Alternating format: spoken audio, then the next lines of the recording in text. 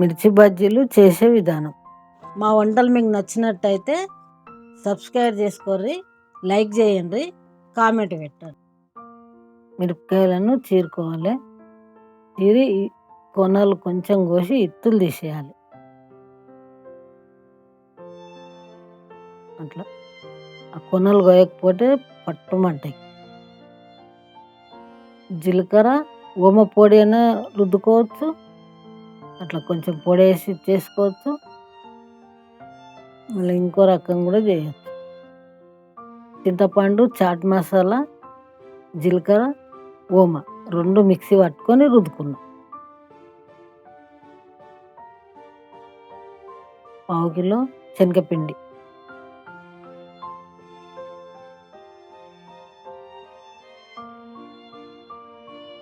మంచిగా ఉండలు లేకుండా కలుపుకోవాలి.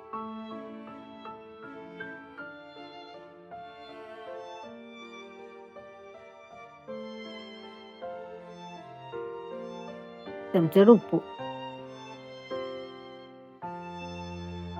పావు చెంచా వంట సోడా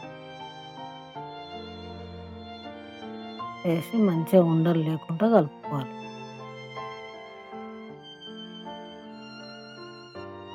కొన్ని నీళ్ళు పోసుకుంటా కలపాలి. మంచిగా చెంచాతో మంచిగా కలపాలి. మిర్చి బజ్జీలకు ఉండలు ఇట్లా ఉండొద్దు. మంచిగా కలిపితే ఉప్పు సోడా అంతా మంచిగా కలుపుకోవాలి. కలుపుతూనే ఉండాలి. కొన్ని నీళ్ళు పోసుకుంటా.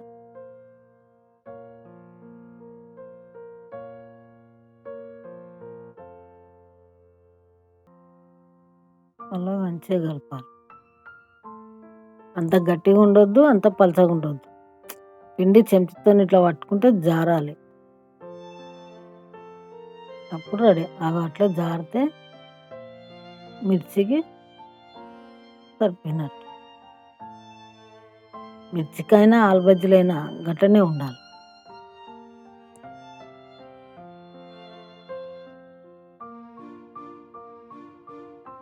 కొంచెం ఓమ పొడి, జీలకర్ర పొడి వేసిన, ఎందుకంటే తినంగానే తొందరగా అరిగిపోనీకి.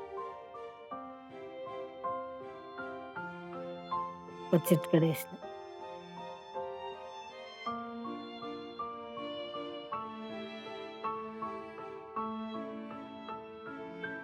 మనం ఎక్కడైతే చీరినామో అటే ఇట్లా కొంచెం తీసేసి వేయాలి. కడాయికి కొంచెం ఒక పక్కకు ఉండొద్దు పిండి.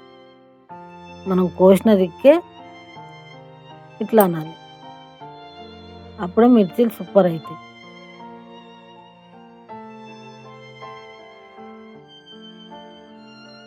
అట్లా లోపల దాకా ఆయిల్ పోయి లోపల మసాలా కూడా మంచిగా ఉడుకుతుంది. ఒకవేళ కారం ఉన్నా కారం అనిపించదు. మిర్చీలు మంచిగా గోల్డ్ కలర్ వేయించుకోవాలి.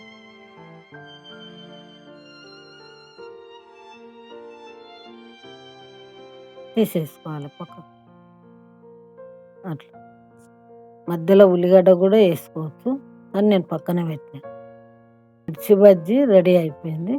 టమాటా సాస్, ఉల్లిగడ్డ 2 వేసుకొని తింటే సూపర్ ఉంటుంది.